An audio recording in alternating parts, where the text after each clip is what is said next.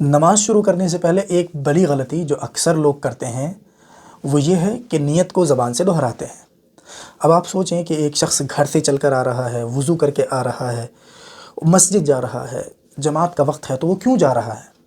ایک عقل مند آدمی کبھی بھی اس بات کا تصور نہیں کر سکتا کہ وہ نعوذ باللہ مسجد میں ایسے ہی بیٹھنے، باتیں کرنے یا گھومنے کے لیے جا رہا ہے۔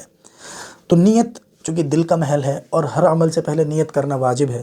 بنا نیت کے کوئی کام ہوتا ہی نہیں ہے۔ اگر کوئی شخص قربانی کرے اور نیت نہ کرے اس کی قربانی نہیں ہے، اور نیت نام ہے دل کے ارادے کا۔ تو جب آپ گھر سے نکلے اور مسجد پہنچے تو آپ ظاہر ہے صلاۃ کے لیے گئے ہیں۔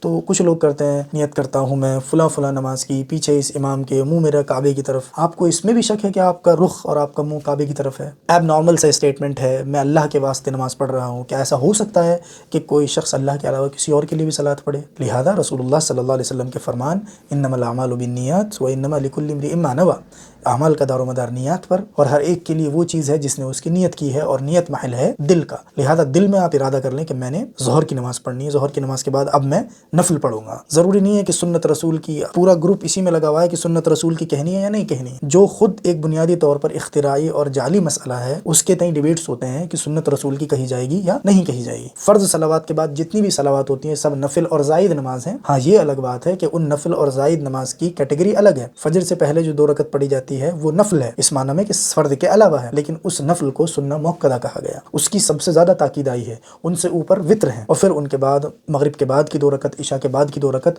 اور 2 یا 4 رکعت ظہر سے پہلے اور 2 رکعت ظہر کے بعد، یہ سنہ مؤکدہ ہیں۔